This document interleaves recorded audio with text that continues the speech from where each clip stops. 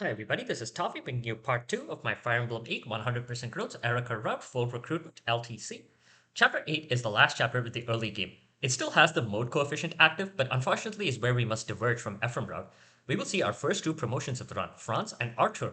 Franz will promote to Paladin for an extra point of movement. He has equal or better stats than Seth in everything except luck, and will become the lead Paladin of the run.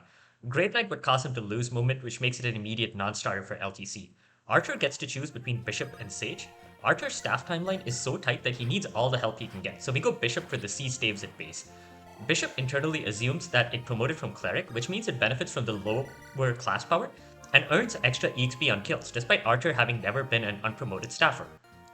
Sage has a higher magic cap, but ultimately all we need from Artur is 24 magic and A staves by chapter 16 of both routes.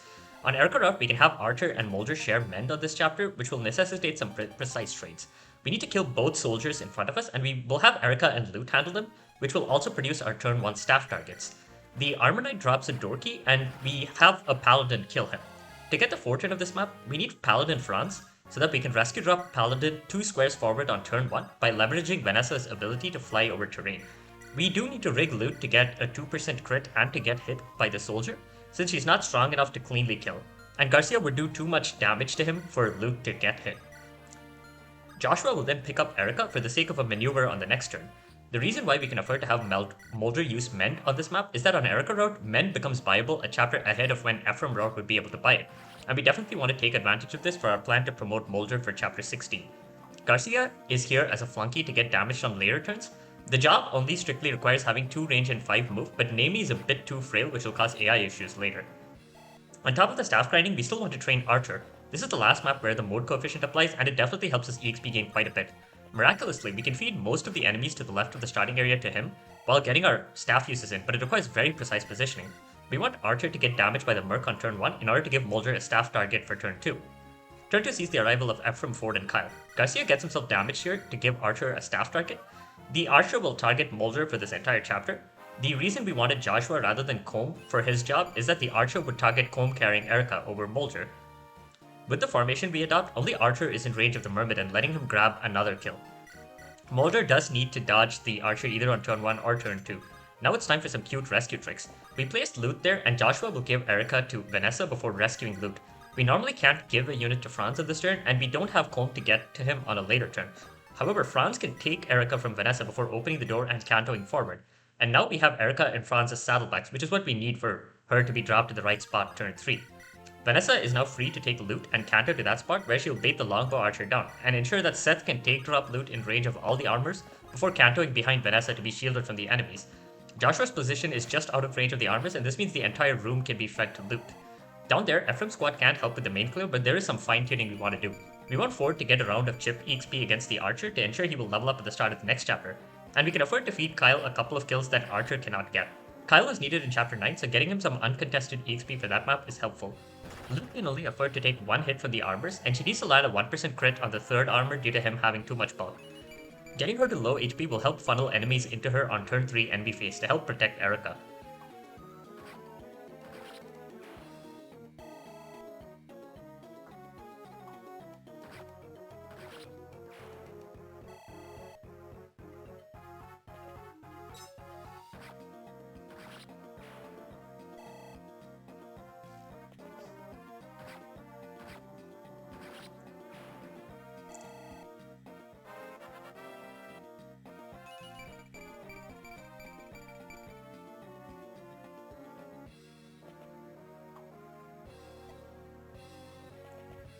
Ford gets to 9.99 off of this chip, which sets him up for next map.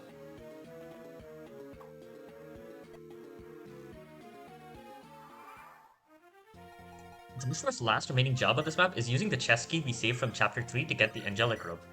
On this turn, Garcia once again gets damaged, and Moulder's level up ensures that even if he didn't get hit, Archer would have a staff target on this turn. We move our units in this way to get Archer in range of a couple of enemies from the south. Moulder reaches B staves over there.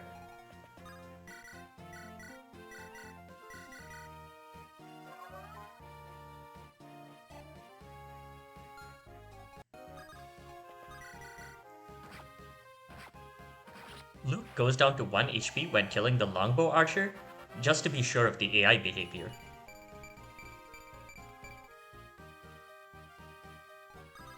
Vanessa and Seth are free to rescue drop her in range of the 2 soldiers and the knight near the throne. And Franz drops Eirika 5 tiles from the seize point. Eirika had no time to use the pure water, unfortunately, so she will need to dodge one of the mages who attacks her. Ephraim and Ford have nothing better to do for the rest of the chapter, so I opt for another flex. I have Ford pick up Ephraim in preparation for next turn.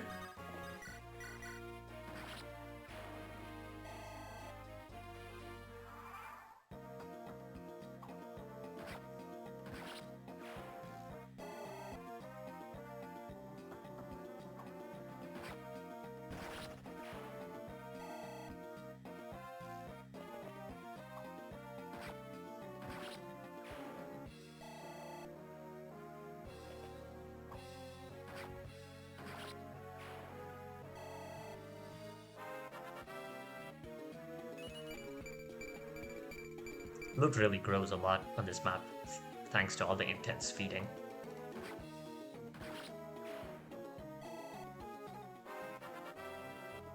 Artur levels up there, showing the power of the mode coefficient and the class EXP bonus of Bishop. He will need 6 more levels to hit his magic benchmark. The left treasure room has the first Elysian whip, but it costs a turn to grab, and it turns out we don't need a promoted flyer until after the next one shows up. So we skip it and we'll have to deal with Vanessa being unpromoted for the mid game.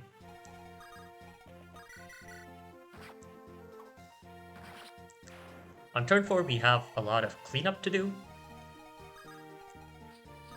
Vanessa can pick off the thief, who is a large EXP bag.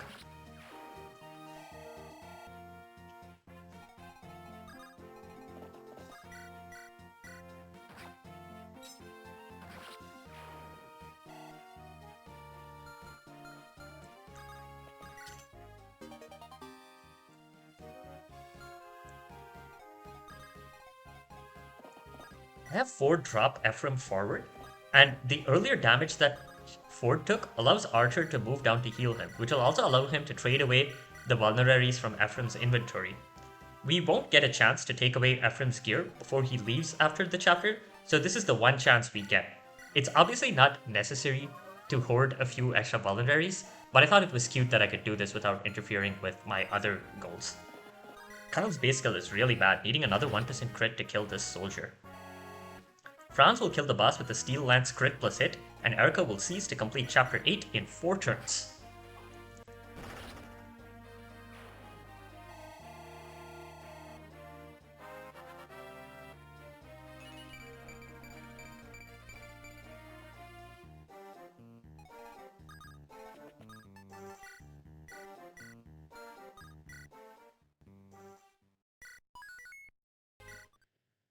This is the cutscene where we get to choose our route, and we get 10,000 gold for the mid-game. The lord we do not choose to go with is auto-leveled during this cutscene.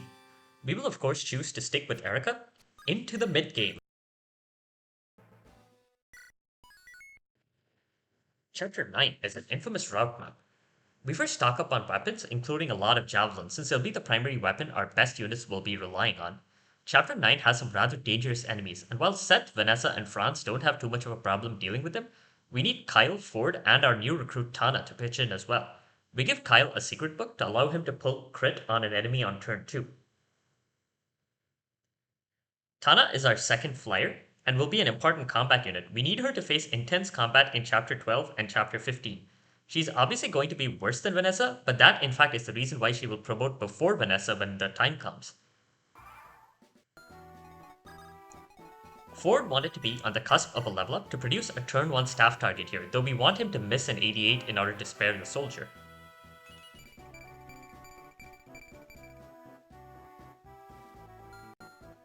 Tana will then intentionally miss another 88 to get damaged before killing the soldier, and we have 2 turn 1 staff targets ready.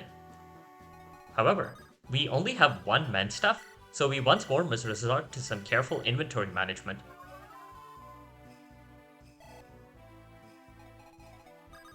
Moulder mends Tana. Then, while Kyle and Seth rescue drop Eirika forward, we take advantage of the supply for a little trick. Seth trades men to himself, take drops Eirika, and then cantos forward. Then he can access the supply and drop men there. Artur can then take men from the supply and rearrange Ford's inventory, so he has a one-range weapon equipped.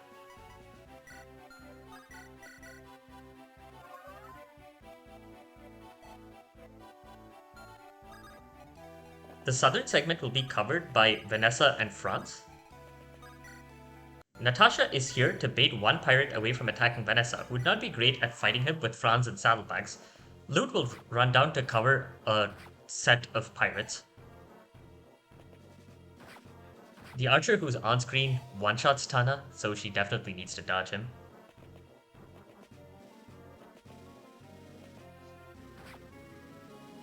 Natasha can thankfully take one hit from this pirate.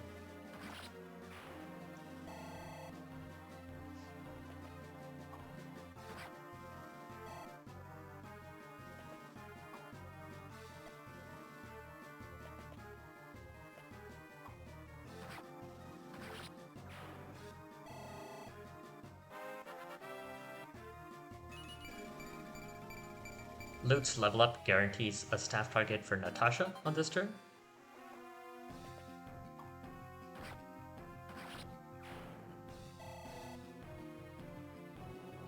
Lute's weapon ranks don't particularly matter. On turn 2, Seth rides out to attack that pirate. We can't visit the villages on this map at the pace we go, so we have to pick off these pirates who would target them as they show up. Eirika starts mattering on this map as she needs to pick off some enemies, starting with that merc. Tana and Ford's positions allow Moulder and Artur to trade men directly while healing them on turn 2.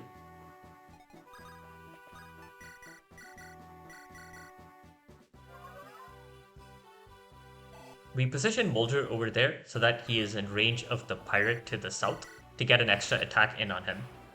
The secret book on Kyle lets him pull 1% crit on this mercenary without needing to suspend Rake's stats. While we want to train up Tana by chapter 12, we actually want to micromanage her EXP for a future turn 1 level up, so we won't end up being quite optimal with her EXP farming.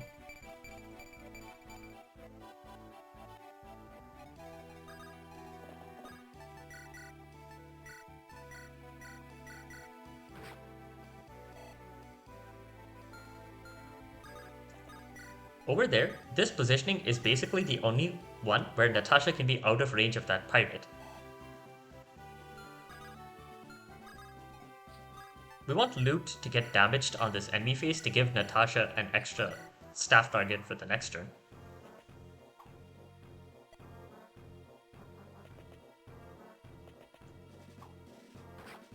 If we had a one-use Fire Tome, then Lute could break it on that pirate to get an extra round of chip EXP, which could have translated to an extra level up before she promotes, but it's fine. Her stats are good enough for what she does in this run, and given part of her responsibility in a certain later chapter is to bait enemies away from Vanessa, growing too much defense on her is possibly a bad thing. We needed Eirika to crit that merc on enemy phase, and that got her to level 5, which we want for next turn. Vanessa and Franz split up in the south, with Franz covering the bottom right and Vanessa the bottom left. The far bottom left of this map is empty, which is why we can clear the map this fast. If we stuck around till turn 5, the recruitable Amelia would show up, and we would need to either recruit or kill her to finish the map, unless we waited even longer for her to leave, and given that we're playing full recruitment, we would have to recruit her. There is a glitch where if we end the map by recruiting her, the turn counts for this map are not correctly added to the final turn count, but this is a true turn count LTC, so we won't use it. Thankfully, Amelia will show up again on a later map where she'll be easier to recruit, so we can safely go for the fastest clear of this map. Moulder was attacked 2 times on the last enemy phase due to how we moved him. Vanessa got damage on turn 2 enemy phase, which will make turn 3 more annoying to raid. Franz gets right up in the face of the boss because the 2 archers next to the boss are stationary, and the chip damage that Kyle got in on the sniper is going to be useful on this turn. Seth picks off the final pirate while being in range of the Myrmidon to the south. On the final turn, we get Moulder away from the wall so that the pirate cannot continue to attack him, since this is the turn when we're going to finish the map. Ford and Tana pick off the reinforcements who show up near the top. And the reason why we wanted Eirika to be at level 5 is so that she can kill the sniper with the double crit.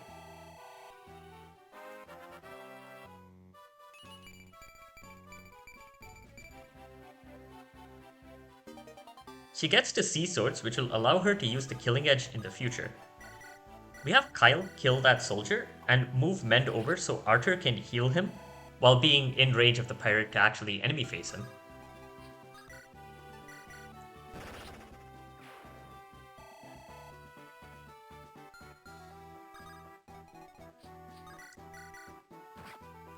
Vanessa doesn't double those two mercenaries, but fortunately the way the clear works out, she has the time to 2-round both of them, so we don't need to rig a crit on enemy face for them or anything of the sort.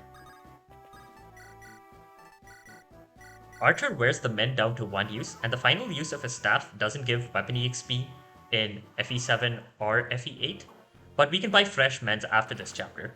We'll let the enemy phase play out to finish chapter 9 in 3 turns.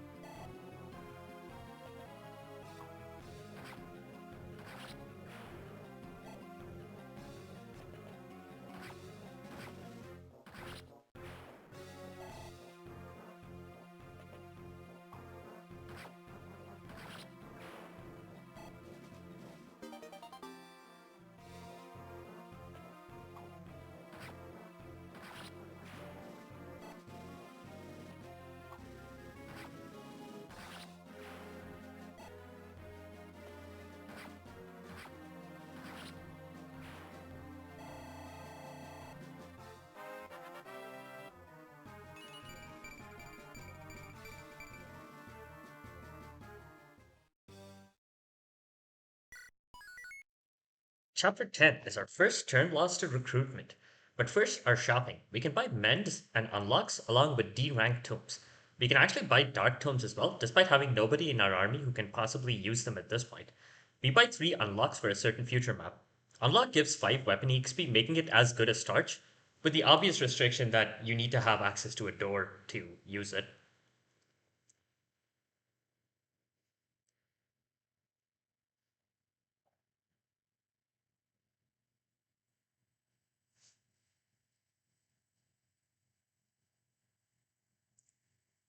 To give you an idea of how tight Artur's staff rank timeline is, he uses a staff every single turn until he hits A rank staves right from the moment that he promotes. We start off quite far away from the enemies, but there is a hand axe fighter who will help us get a turn 1 mend on Artur. 3 green units are to the south and they will auto-join at the end of the chapter, but there is a recruitable red unit to the far south that we need one of the greens to talk to, and as such we will need to travel down there to actually recruit all of them. This means we need to take the land route to the seize point in the top right, since the way things work out, we need both of our flyers to go down there. Ford will have to crit the mercenary in order to clear the way for our other units to go forward. Our other infantry units don't have much to do turn 1, so they will help rescue drop Lute forward. First, Garcia and Moulder will rescue drop Lute forward, and then Eirika and Combe will do it again. Vanessa and France will rescue drop Artur forward to help form a wall, and also to put him in range of the door for turn 2. Seth and Tana will then rescue drop Vanessa forward. This is needed for her to cross a line to the south turn 2, which will cause our recruitable red unit to start moving towards us. This enemy phase is really lucky and we got it for free. Ford crits 2 enemies to help make this area much more manageable for later turns. The archer to the south does not move to attack, so he will not be affecting this clear.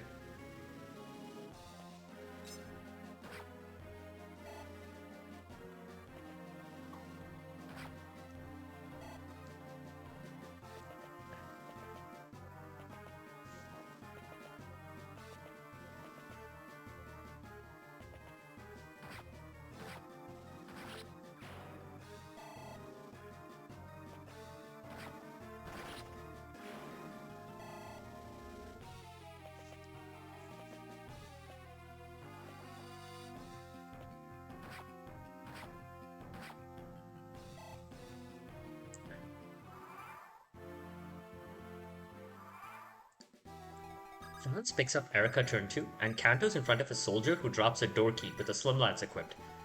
We don't need the door key here since Artur can unlock the door for the weapon EXP, but we need it for the next chapter.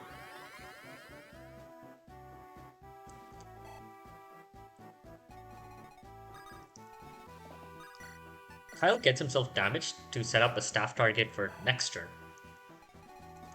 Moulder can heal up Ford on this turn, and we will have the remaining mercenary and fighter attack him for the next 2 turns.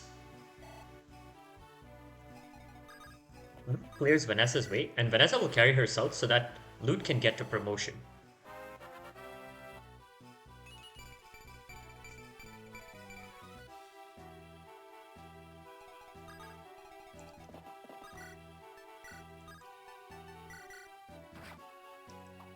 Seth is fortunately free to kill this Lance Reaver Merc before he can cause any possible problems. Vanessa flies south to just cross the line, which will cause the enemies to the far south to start moving towards us, and Tana will trail behind in order to start the recruitment chain. Tana will be able to recruit her brother Inez the sniper by talking to him. Inez has decent stats with access to 3 range with the longbow, which will be useful in the future. We actually want to feed Inez some EXP on this map to have them level up at a specific point in the future. Inez will be able to talk to the mercenary Garrick, who comes at level 10 with a hero crest. Garrick will be able to promote to ranger, and we need one for next chapter as an extra longbow user. The dancer is Tethys, who obviously will be a very important unit to the LTC, though she actually spends a lot of time dancing for units grinding staff rank. The mercenary pulls crit on Moulder, which gives him a chance to just kill Moulder when he attacks, and I actually ran into that while rigging this enemy phase. Franz equipped the Slim Lance to avoid killing the Myrmidon to let Artur kill him later. Since we have to take this chapter a little slow, we're able to funnel a lot of kills into Artur, and with the Shine, he will start building light rank fast.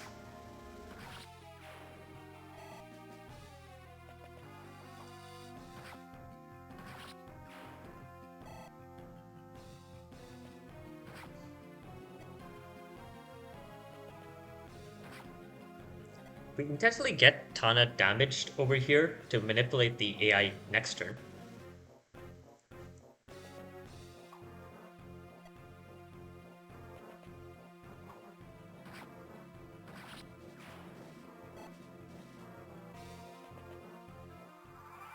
What we really needed to rig was for Garrick to not kill this soldier.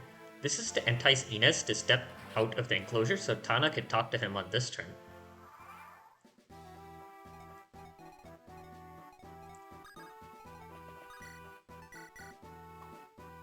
Lucia gets himself damaged here for Moulder to heal. Getting Kyle damaged last turn was to allow Artur to heal him from that spot. Ford and Seth will get Kyle out from that area immediately to allow Artur to mop up all the nearby enemies.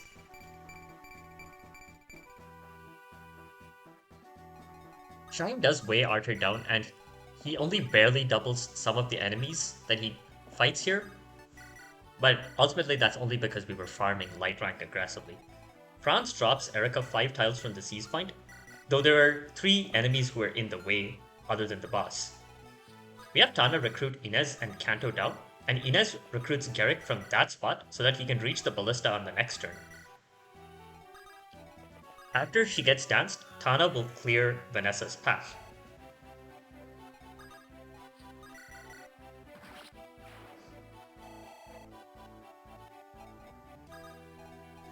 The soldier next to her will go for her, seeing a kill, instead of staying in Inez's path just because he doesn't counter. Vanessa will drop Lute there to clean out the front line of the southern army, and she equips the javelin to fight the brigand. Her hit rates are terrible, and you probably can stand to just not have her kill the brigand on enemy phase, on top of the other things we need to rig, like Moulder's survival, and Eirika needing to crit the Myrmidon that attacks her this turn. Sea Swords on Eirika allows her to equip the Killing Edge to get a better chance of critting the Myrmidon.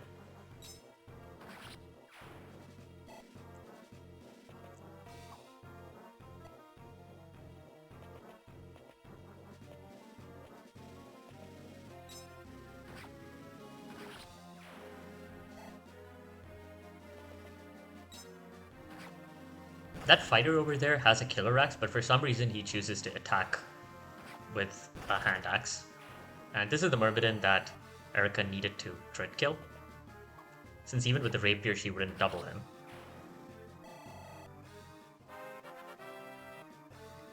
It would obviously have been better to have Tana equip the Iron Lance for this enemy phase.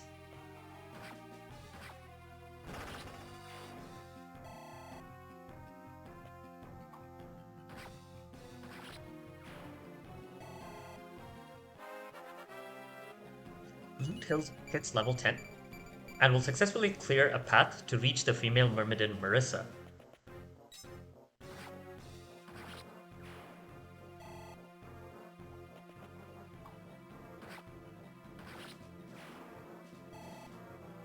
Marissa has similar bases to Joshua, despite joining so many chapters later, and all she will do in this run is kill the priest next to her to get us a droppable Tart Staff.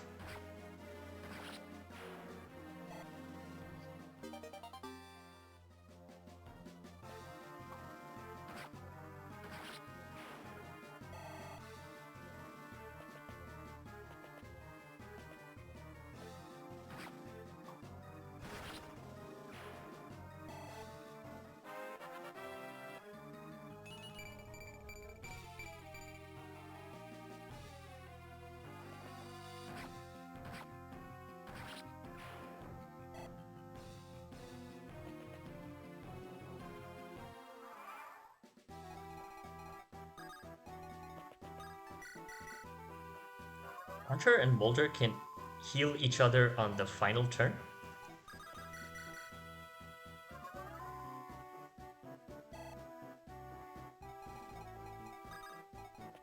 We wanted Inez to get access to the ballista so he could get this extra scrap of chip EXP. To recruit Marissa, we need Garrick to talk to her, and he needs to move 14 squares. He will promote to Ranger, which lets him Canto to its full move of 7 move, which is fortunate since that is the class we want him to be in for next chapter, and Tethys will dance him so that he can actually reach Marissa.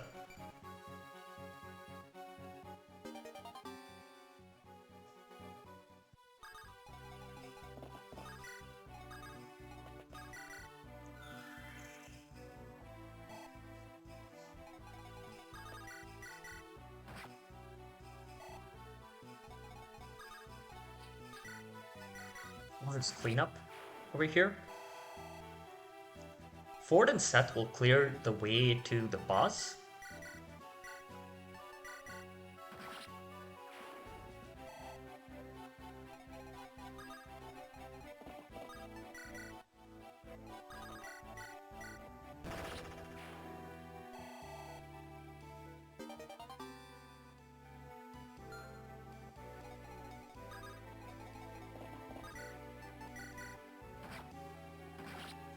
Kyle is free to visit the arena.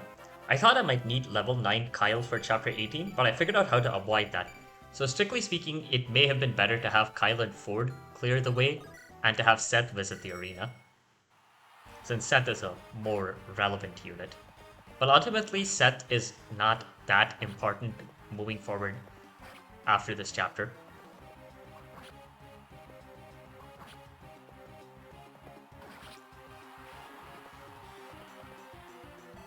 He has good enough stats for the one remaining job that he will do in chapter 14.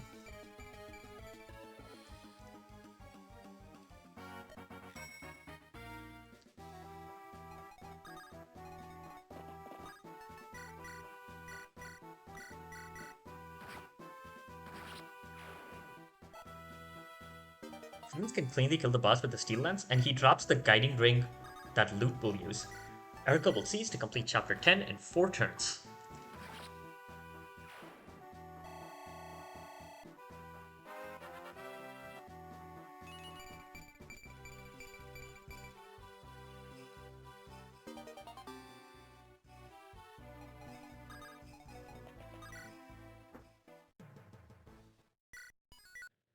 Chapter 11 and 12 are another continuous sequence that we cannot visit the world map in the middle of. Chapter 11 is a fog of war route in a haunted mansion, meaning our staff users are grinning from ear to ear. I didn't deploy Natasha on this map, but if you wanted her to hit C staves by chapter 16, you'd want to deploy her over Ross and adjust the strategy a bit. We need to run a pair of units through the right side of the map, and we also need a plan to handle some stationary enemies across the wall near the starting area. The longbow will bail us out here, as there are several key enemies in this clear who are only reachable at 3 range at the pace we go. Lute will promote to Sage. This is for the sake of improved terrain properties in the desert.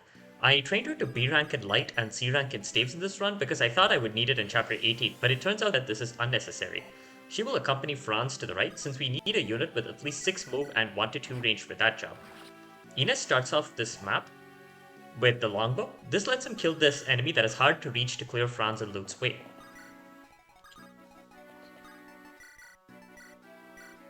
Tethys dances for the pair so that they can get ahead. And this will allow them to reach the spots that they need to for the rest of the map. Moulder uses Torch on turn 1, but you may have noticed the Restore staff in his inventory.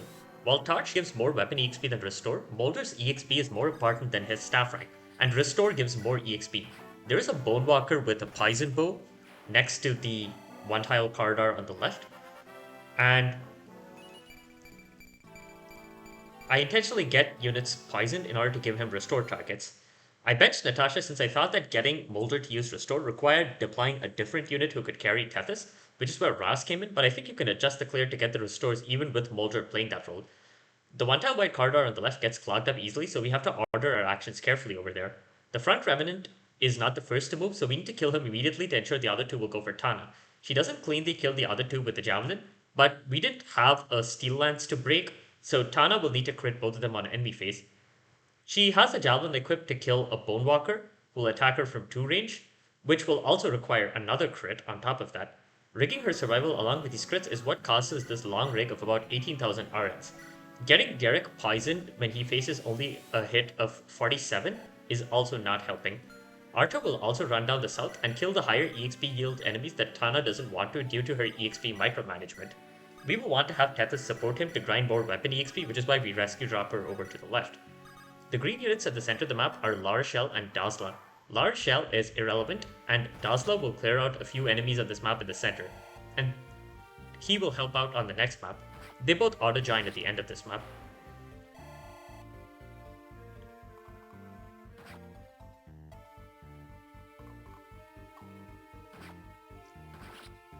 Lute is weighed down a lot by the Shine Tome, but she does manage to double the enemies who go for her on this turn.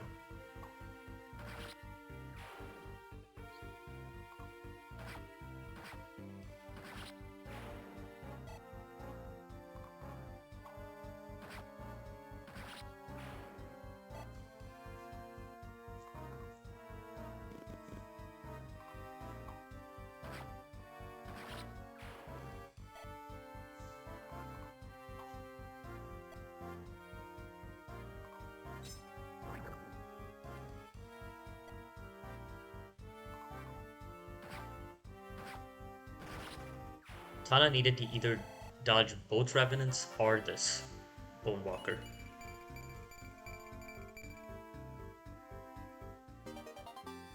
She gets to see Lances here.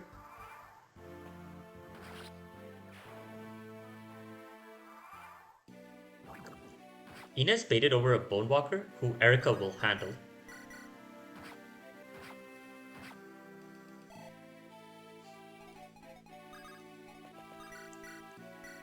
Lute has to clear out Franz's path here, and he has a free action to grab the chest, which has a secret book.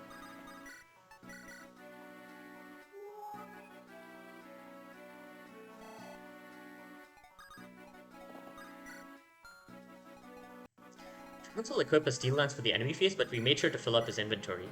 Tana needs a crit to kill that Bonewalker.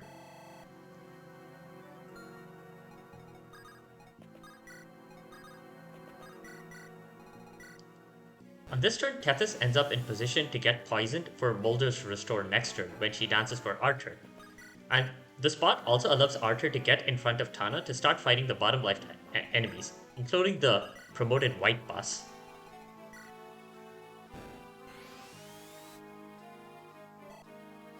Artur hits B staves here. Inez's next job on this map is killing this Entombed with the longbow. He needs 2 turns to actually kill him, and Vanessa is next to him to move the longbow after he is done. I didn't mention it earlier, but Bishop has the special skill Slayer, which lets Artur do effective damage to all monsters. And snipers have a proc skill called Sure Strike, which gives them a level percent chance of guaranteeing their hit, which, as you can imagine, is pretty useless for a rigged run.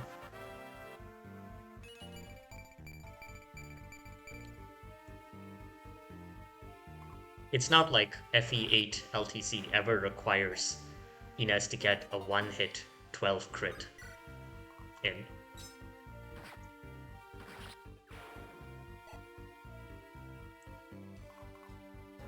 The chess key drop allows Franz to convoy warp the steel lance to switch to the javelin. Franz is so strong that he can one-shot Mafe Dukes with the javelin, and it's good that they attack him rather than Lute, who doesn't.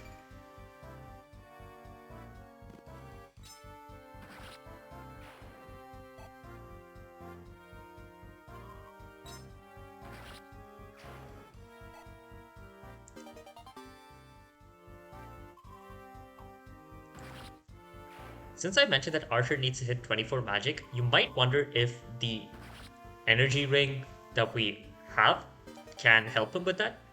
But unfortunately, those energy rings, the energy rings that we get are spoken for by other units. I do end up routing things so that one of the energy rings is discretionary.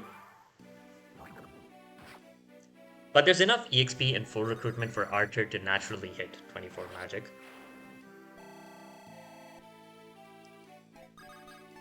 Inez kills the Entombed, and Vanessa immediately moves the longbow there. Moulder can trade it to himself when he restores Tethys.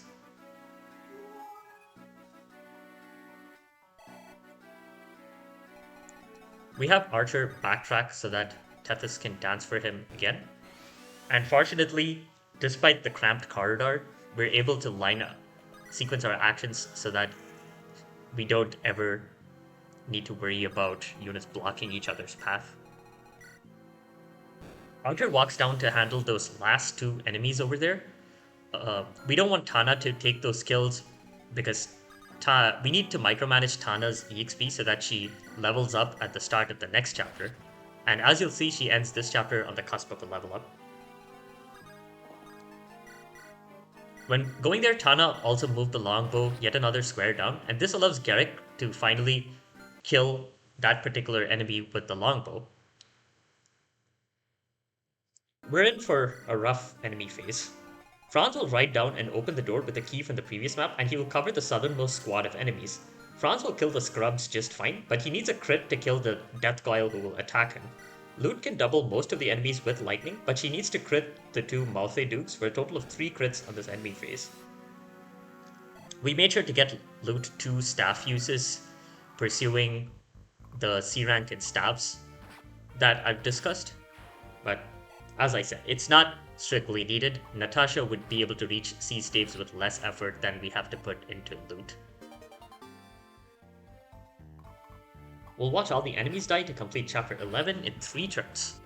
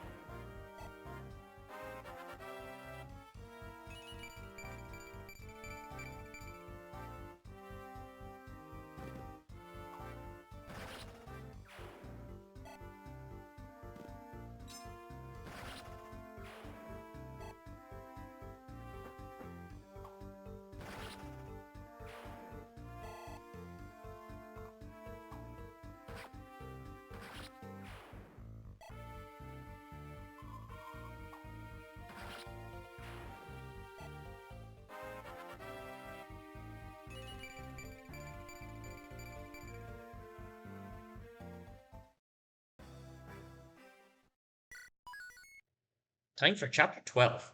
This is another monster route, and our units start off in a somewhat enclosed area surrounded by mountains. We're joined by a new unit, Saleh the Sage. Saleh joins with C rank and staves, and we need to get started on his staff grinding immediately. We need him to reach A rank and staves by chapter 16, along with a healthy magic stat. Between him and Moulder, we need either 12 magic on Moulder and 26 magic on Saleh, or 14 magic on Moulder and 24 magic on Saleh by chapter 16. When I started working on this run, I thought Saleh might not be able to reach A staves by chapter 16, but with a small adjustment to this map, we can rectify that. We need to get 3 units up to the top of the map, which will be Vanessa, Tana, and France. Tethys cannot really help accelerate the clear, so she will mostly dance for grinding staff rank. Saleh's staff timeline is now the tightest, so she will become his best friend during this chapter and the next. This map is infamously known as Spider Mountain because of the Bales who start the map on peaks and require terrible rigs to be killed. And the reason why Dazla is needed in this map is to kill one specific mountain spider that our flyers can't get to. The longbow can help pick off Bales as well, but surprisingly we don't need to use it for this too much. Ford is the one cavalier who can carry Dazla, which is why prior LTCs would deploy him here, but you'll notice we don't have him deployed. We have Dazla intentionally miss and get damaged by the Revenant in order to set up a turn 1 men target. This setup is well known and has been done by many LTCs before. However, here's some new tech. The way Inez's EXP works out, because we gave him the chip EXP in chapter 10, he can level up by killing the Revenant with a longbow to create a second turn 1 men target. Artur and Moulder can mend these two. We rescue dropped Eirika down there so the convoy is in that area for next turn. To get Saleh to A staves in time, we need him to get in a staff use on this turn, but he's too far away from Inez and Dazla. This is where Tana comes in. Tana levels up by chipping the Bale. This gives Saleh a turn 1 men target, and Tethys can dance for Tana, so that she can fly up to take drop France over the mountains and make it to the critical squares that she needs to. We brought Lute to have an extra combat unit, and because we want her to get a mend use in on this map to reach C staves. This rescue drop of France covers the enemies in the central part of the map, and it has some interesting AI effects across the map. The Bale in the center right starts moving up rather than down, and the Bale near the start moves up and off of the mountains. My guess is they do this because they home in on the closest player unit, and France's position over there is causing them to take a different shortest path to the nearest player unit.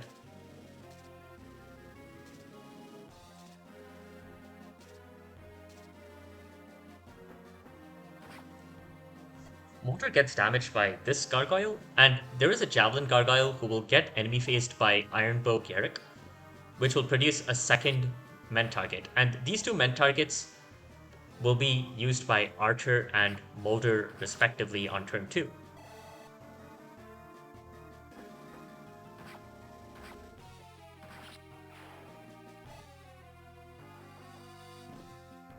A lot of reinforcements show up. Vanessa can fly up to attack this stationary Killing Edge Bonewalker. She alternatively could have visited the village in order to recruit the pupil Ewan. Ewan is a trainee who would have a rough time fighting the enemies here, but there are actually some theoretical things Ewan can do in the late game if you train him and promote him to summoner. This doesn't actually save any turns, only allowing for some clears with fewer staff uses, so we won't bother. Tana is free to visit the other village, which gets us the important barrier staff, which she will convoy warp immediately. The barrier staff grants 4 weapon EXP per use and is much easier to use than men, and it is what lets Saleh hit A staves in time. What's that you say? It gives +7 resistance? All that is a limitation, since you cannot barrier a unit whom you just barriered on this turn. We need Saleh to get 5 mens and 14 barrier uses across this chapter and the next as a first step towards hitting A staves by chapter 16. Saleh got a mend on turn 1, and I have him get 2 more mends on a later turn when I can manage it. I placed Lute on that spot turn 1 to manipulate the spawn location of a Malthae Duke, and so Saleh can barrier her on turn 2 while being in range of all the reinforcements. He equips the Elfire to help get himself damaged to low HP so that he can mop up that entire squad, and it also grinds up his Anima rank and lets him one-shot the Malthae Dukes.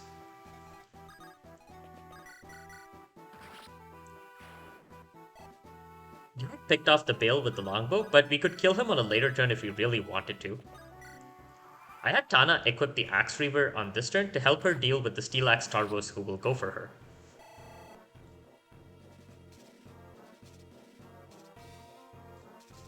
We do need Tana to dodge enough attacks over the course of this clear to actually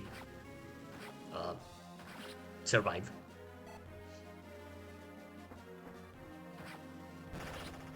Tana gets a crit here, which was probably not strictly necessary. It just helps make the rigging easier for it later.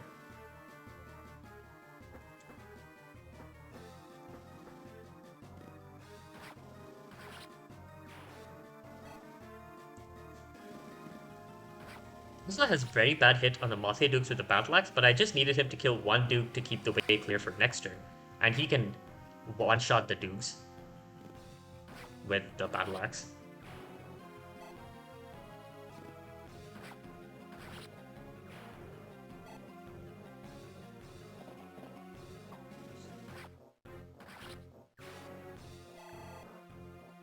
Using the Axe Reaver on this map is the reason why we wanted to get Tana to Sea Lances.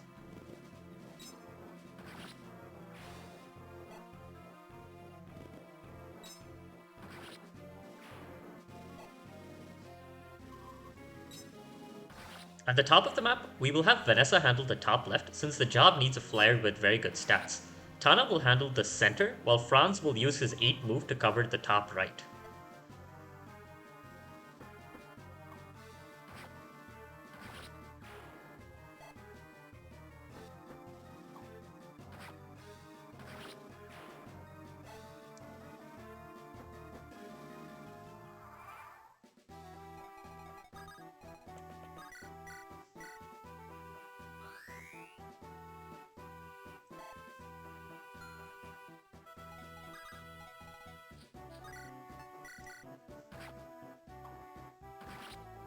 On this turn, Tana and Franz will equip javelins to ensure that they can enemy face the Moguls who are nearby. Dazla finally climbs onto the peaks here, and his position will let Artur mend him while being in range to cover a Gargoyle from the north.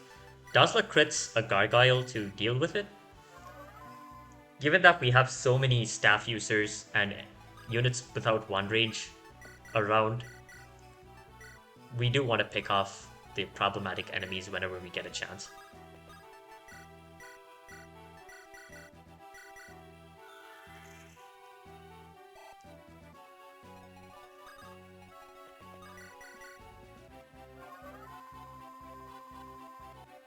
Saleh was so badly damaged that Moulder can actually get 2 mens off of on him to cover his staff target requirement for turn 3 and turn 4. There is one Gargoyle left in the bottom left, and he will help generate men targets for Saleh. Vanessa has to kill 2 mountain spiders, but thankfully she can fight both of them on player phase. On this turn, she actually used the Steel Lance to cleanly one-round that spider since that position is out of range of the nearby bales.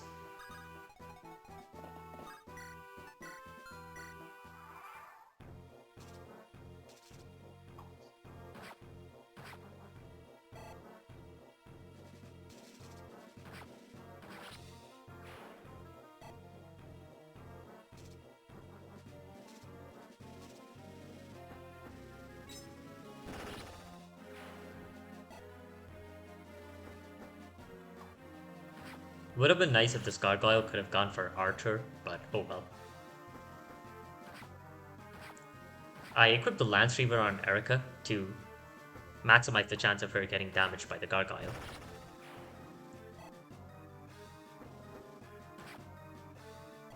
Garrick baited over that Gargoyle because of the effective damage from the Heartslayer and his inability to counter. This is a shaky kill that Franz absolutely needs to get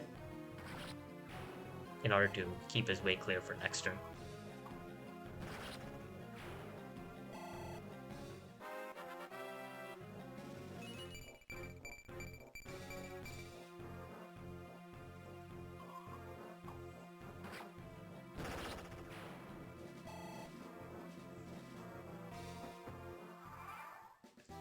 Therefore, we need to clean up everywhere.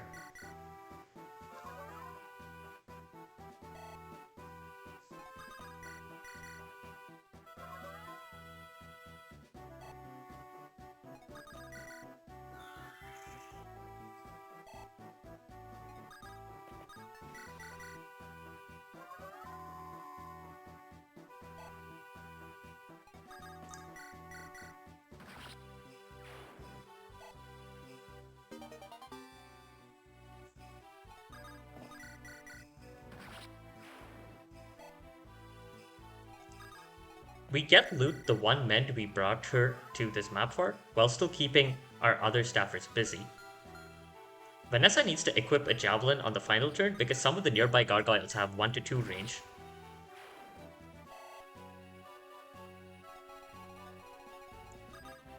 Franz has to fight the top right spider on a mountain, but he still pulls okay hit with the Iron Lance. He needed his 8 move to get to this square to cover the stationary Entombed and the other nearby enemies. Because the right bale moved upwards, it will die to Franz. I have Tana killed this Tarvos with the Axe Reaver with a crit plus hit, but this comes back to bite me later. We Convoy Warp to have her switch to the Steel Lance, since she only faces one range combat on enemy phase, but it would have been better for a certain later map if we had at least one more use on the Axe Reaver.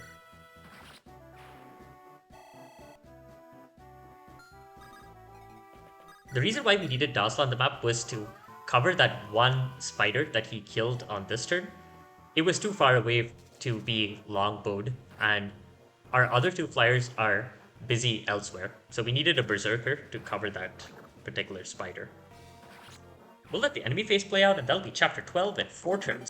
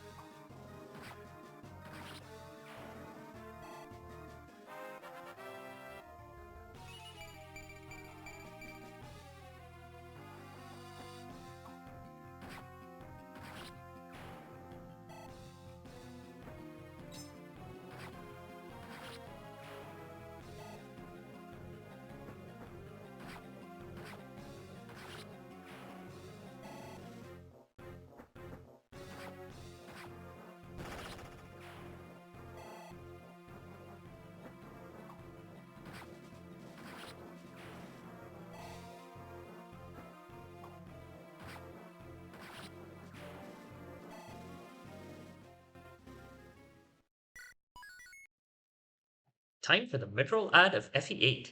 Shoutouts to Jumpy23 for coming up with that one. Chapter 13 is a defend which can be ended early by killing the boss. We can kill him as early as turn 1, but there is a recruitable unit who is fashionably late, forcing us to wait until turn 6 to get him. We'll use the time to grind EXP on Saleh and Moulder, and staff rank on Saleh, Artur, and Lute. Garrick and Lute will sit down there next to the soldiers to produce men targets for Lute. Saleh will route basically the entire right side of the map, with Tethys dancing for him every turn to let him get in the maximal number of staff uses. Artur will drift around healing combat units and even get some fighting in. We want him to end this chapter on the cusp of a level up for next map. I don't want to try to commentate what is functionally a different map, so I'll summarize what happens now. Saleh will finish his first goal of 5 mends and 14 barriers across the previous and this chapter by the end of this chapter, which leaves the barrier at 1 use and hence useless for grinding further weapon EXP unless we do something about it. There is another recruitable unit who we recruit with Franz during the clear, Amelia, who brings us speed wings. She's not relevant to the run. I considered training her a bit on this map since her quick level ups would produce convenient healing targets, but I ended up not needing this. Vanessa hits A lances during this chapter, which prepares her for chapter 15. The unit we're actually waiting for is Carmack, the Wyvern Rider, who comes with an Elysian whip in his inventory. He shows up on turn 5, but he's inaccessible to his recruiter Eirika on that turn. We do not have enough units to manipulate his giant tile to recruit him a turn earlier. Carmack has pretty decent base stats, but ultimately his biggest contributions are his inventory and being able to get some side objectives in chapter 15. We will use him for a couple of maps and want him to be close to leveling up by the end of this chapter. Saleh reaches level 6 by the end of the map after being fed the right side, including the boss skill. We also need to rig Garcia to be slept thrice by the enemy priest to give Moulder restore targets. Garcia is chosen for this job because he has 1 resistance at base, while also having enough bulk that the mercenary to the north does not see an immediate 1 round on him. We also have to get Moulder attacked 9 times during this chapter to ensure he promotes by the start of chapter 16 for our plan. The boss drops a Night Crest for Ford for next chapter, and we will get 5000 gold at the end of this chapter. I'll drop off for now, that'll be chapter 13 in 6 turns.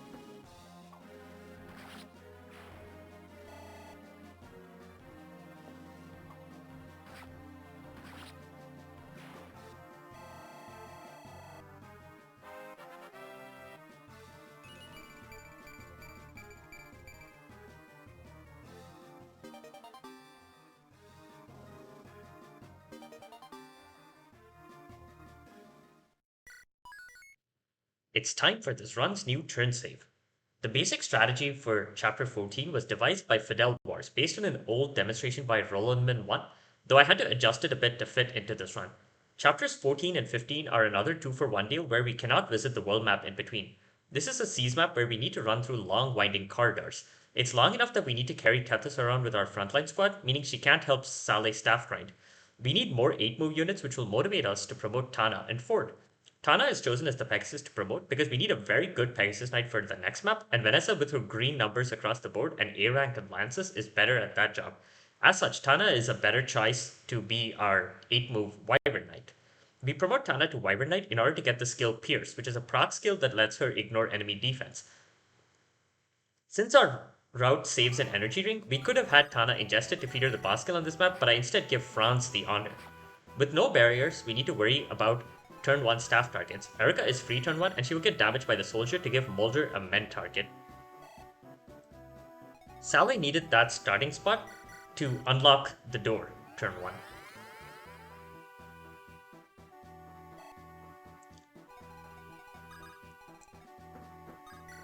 Tana needed a crit or a pierce to clear the armor out of the way.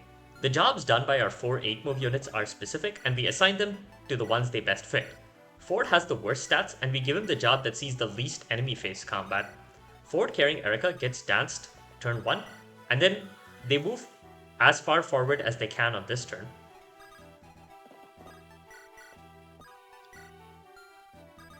We wanted Carmack to level up off of this skill to give Artur a turn 1 men target. It had to happen from 2 range, which is why it had to be a level up rather than just intentionally missing and getting him damaged.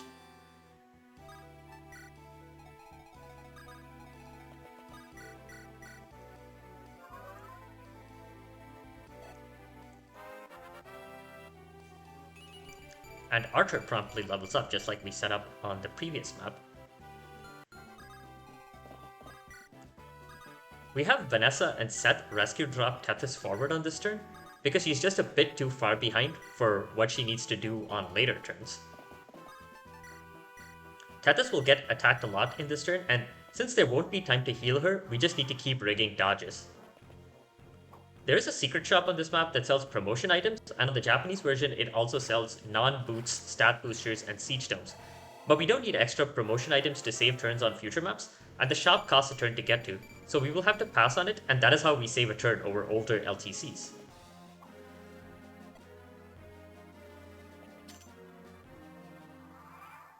The red rogue is the recruitable Renak. We had to drop Eirika forward turn 1 to recruit him, paying 9,980 gold for this. If we could recruit him with Lara Shell, we'd get him for free, but we have no free deploy slots for her. Renak can pick doors and chests without items using his pick skill, and his advanced starting spot and ability to carry Eirika make him useful on this map. Right after recruiting him, Seth will kill the Myrmidon in front of him while filling up Renak's inventory. Renak can then run up and grab the Hammerne staff, which is our answer to how we can continue spamming staves. We convoy warp it immediately. Tana withdraws the Hammerne from supply as she prepares to get danced, and Tethys moves it further down.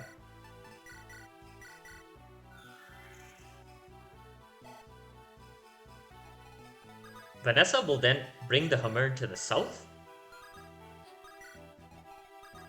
And finally, Saleh will use it to repair the barrier staff. First of all, this gives him 8 weapon EXP for using the Hammerne staff, which he needs in order to hit A staves uptime. And it also gives us an entirely new barrier staff, and this time Saleh, Artur, and Moulder can share the staff to reach their benchmarks. The reason we can get away with doing this is because we do not actually need all the uses of the warp staff, which shows up on the next map, to achieve the lowest turn counts. So we can afford to burn up one use of Hammerne on ensuring that we meet all of our staff grind targets. Ford and Tana rescue drop Tethys forward, and Tana will lure over and kill 2 archers through the wall on enemy face to keep the way clear for later. Tethys is once more in danger, needing to dodge a lot. We wanted Artur to level up turn 1 so Moulder can mend him on turn 2. Artur will then unlock that door and kill a few enemies hiding behind it. The unlock is nice for Lute, but she needs 2 more mends to hit C staves for chapter 16, which is why Carmack is flying over to join her. I gave Renak the Armor Slayer to let him kill that knight.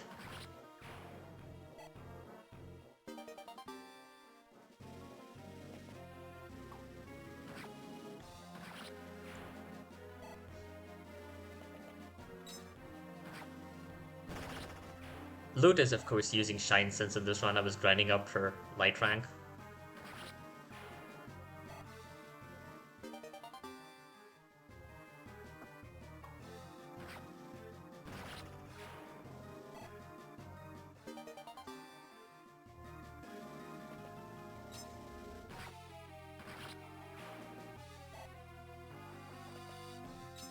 Normally she doesn't double this mage, but she ended up getting a crit, which is why she can clean out the shamans over there as well on this turn.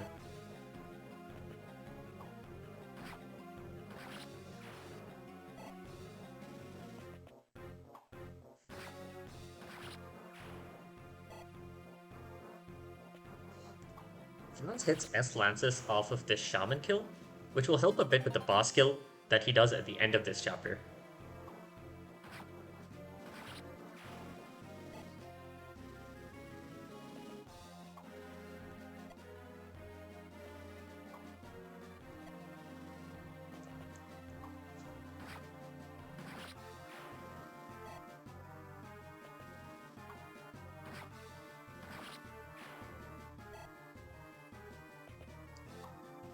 The way the enemies move, we only need to kill one shaman to clear out the way for our frontline squad.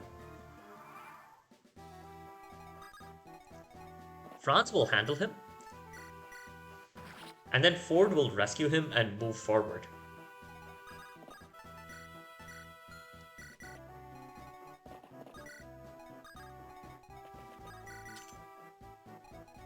Renak's next move is to open the door to open the way forward.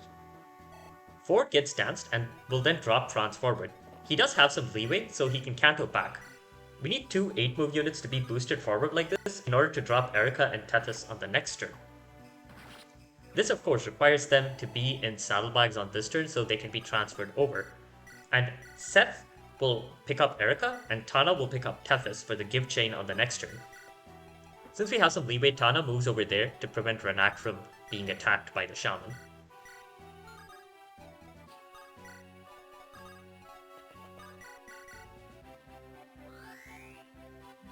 Vanessa helps move the barrier staff down, and now that they're all reunited, Saleh, Moulder, and Artur will trade around the barrier staff for the rest of the map. And this will get Artur to A staves by the end of this map.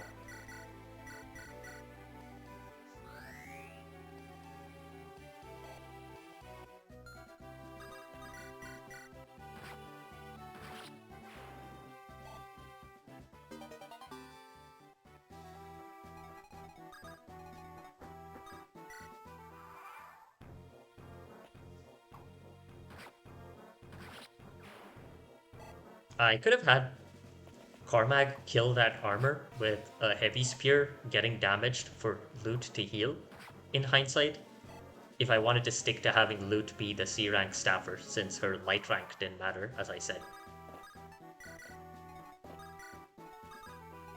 Seth can't quite reach Franz to transfer Eirika, so we have Renak act as an intermediary. Since Renak has to move so far forward, Seth had a chest key in order to grab the treasure chest on the final turn near him.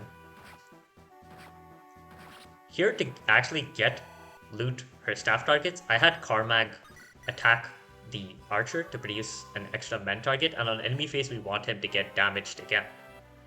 This does mean that Cormag only has one free action, and so we'll have to skip one of the treasure chests in that room.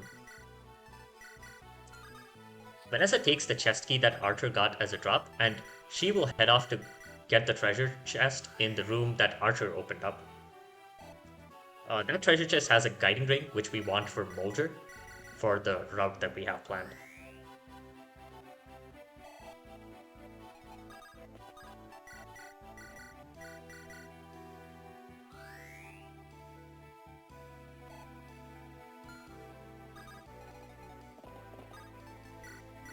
We drop Eirika and Tethys forward in preparation for next turn.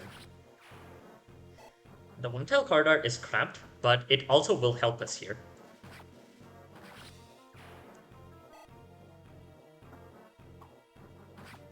The Armor Knights from the throne area will walk down and end up clogging up that corridor.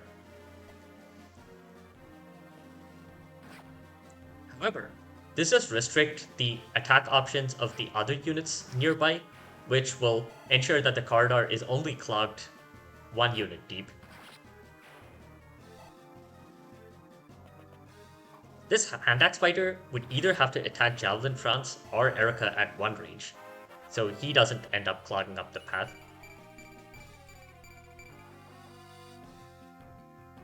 That sniper is rather nasty, but the only unit he can actually attack is France, due to being 2 range locked.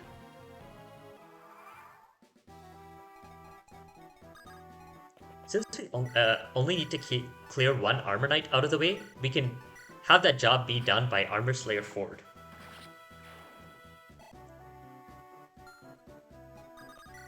Lute hits C staves there, and Cormac will grab the energy ring from the chest nearby. The other chest has a dragon spear, but we don't really need it. And Vanessa grabs the guiding ring.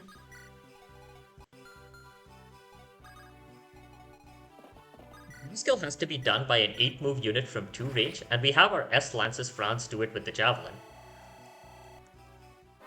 For Tana to do this, we would either want to have given her the energy ring so that she can actually kill the boss with a 1% crit, or she would need to get a 1% pierce, 1% crit. So Franz was a much better candidate for the job.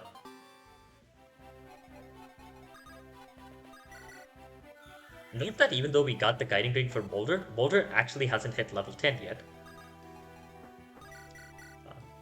Tana would also need to dodge and crit that sniper in order to actually kill him on enemy phase. Anyway, we'll clean up, and that'll conclude chapter 14 in 5 turns.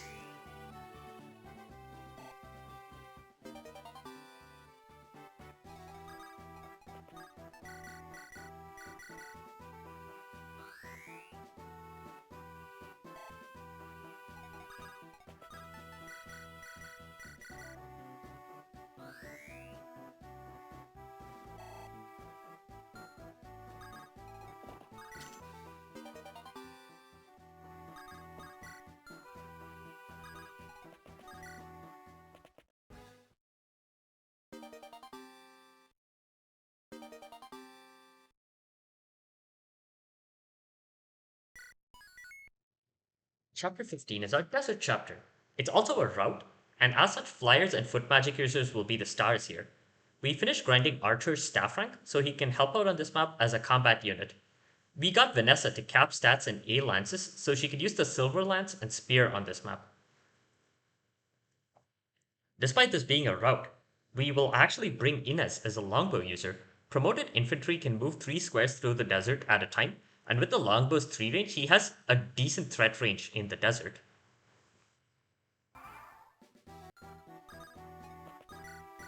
We start off by having him pick off this one mercenary who's kind of out of the way, and the level up we gave him earlier is what helped him pull 1% crit on that mercenary.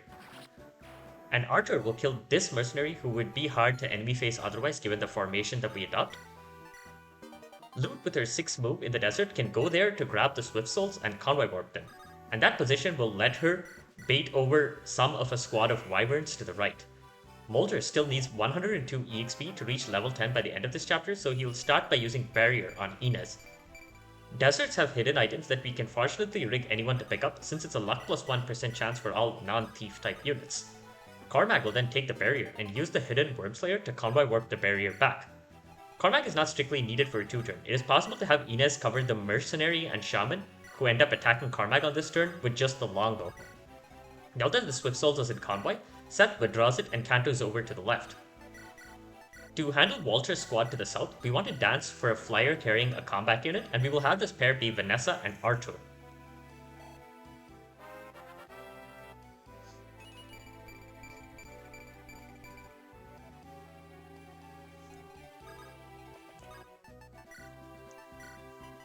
We have Eirika move over to the right, and Saleh can take the barrier from supply and barrier her, leaving him 10 weapon EXP away from A staves.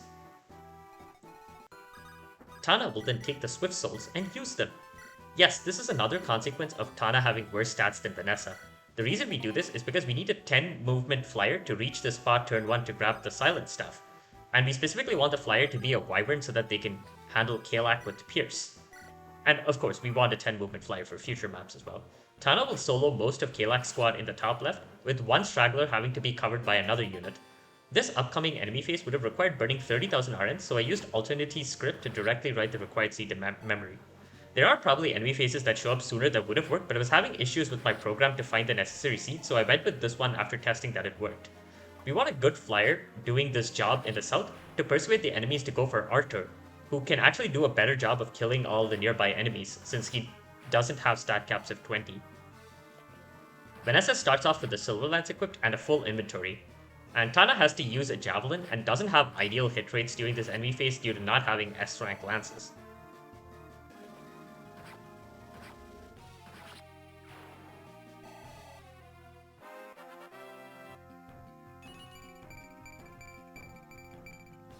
These two mercenaries will go for Eirika, but the reason why we wanted to place Saleh over there is so that he can enemy face a berserker to the far right who has 1 to 2 range.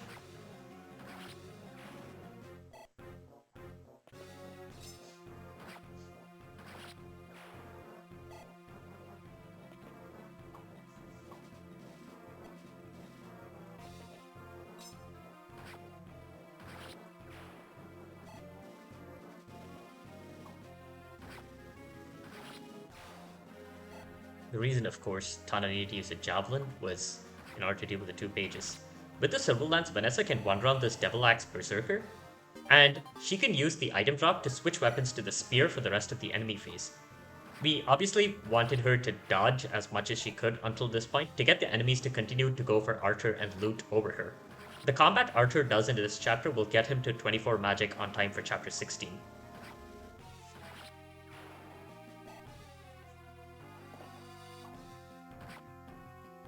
I'm pretty sure that if you had Vanessa drop Franz forward like older LTCs did, more of the enemies would end up going for Vanessa, making this clear harder to rig. And if you weren't particular about having 100% growths, this chapter is probably a great argument for having Archer miss defense level ups to help convince the enemies to go for him.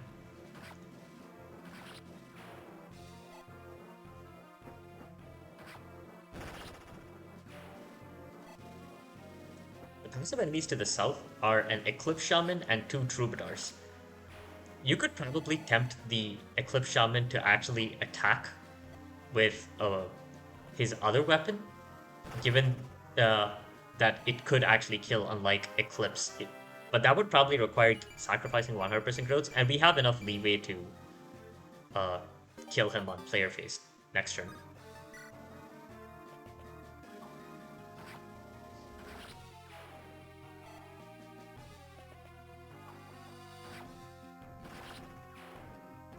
Tana gets a level up here, which will help improve her pierce rate from 1% to 2% for next turn. And she also gets S-rank lances. With Excalibur, Saleh can kill that Berserker, getting a nice chunk of EXP.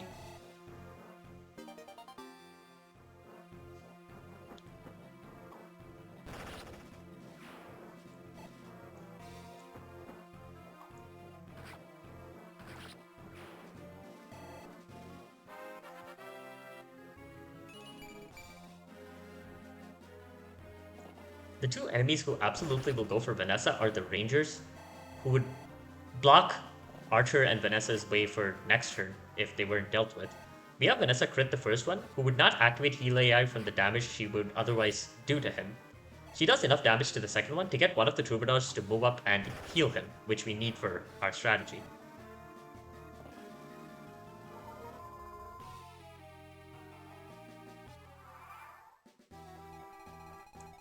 Since the path is clear, Archer can walk to that spot and kill the Eclipse Shaman and be in position to enemy face Vulture. We needed that Troubadour to move up so Lute could reach and pick her off. Vanessa can kill the other Troubadour while being in range of the Myrmidons below. This means the entire bottom part of the map can be covered by 2 promoted mages and a Pegasus Knight.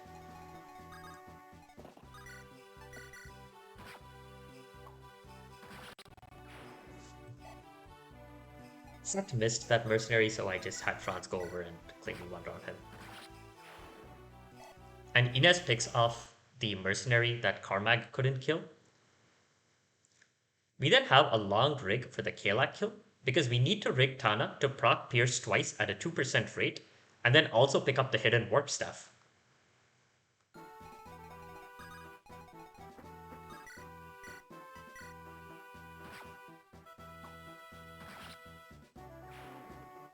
The Hoplin Guard that Kalak drops lets Tana convoy warp the Silence. We couldn't do this last turn, since she necessarily had a free item splat from using the Swift Souls. We will then also convoy warp the Warp Staff for a side objective. Eirika will pass these two staves to Saleh.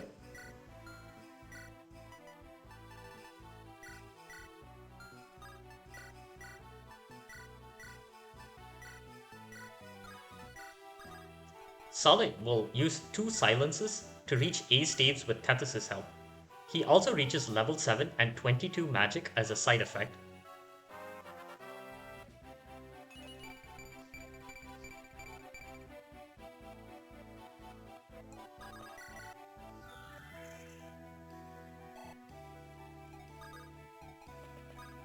When he uses his second silence, he will give Moulder the warp staff.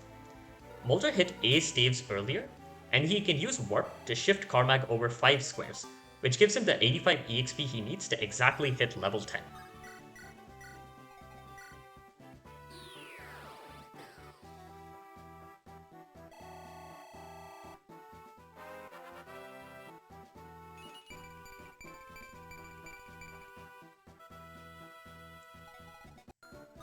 Carmag can then visit the village to get a Master Seal, and he has enough extra movement to canto up to grab the body ring. These two items are not strictly needed, but they will help to have for chapter 18. On turn 2 enemy phase, we're joined by Ephraim, Dusel, and Null. Ephraim and Dusel don't do anything for the rest of the run, but we actually will have Null help reduce resource utilization in chapter 18. I had to rig Tana to first hit crit one of the two fighters near her, due to the Axe Reaver having 3 uses left to handle them. If I burned an extra Axe Reaver use earlier somewhere, this would have been cleaner to rig, since Tana could just break the Axe Reaver on the first fighter. Vanessa needs to dodge and crit the Ranger, and Artur needs a crit to kill Walter. That will conclude chapter 15 in 2 turns. At the end of the chapter, we get the S-rank Dark Tome Gleipnir and the S-rank Axe Garm, but neither of them are useful to us.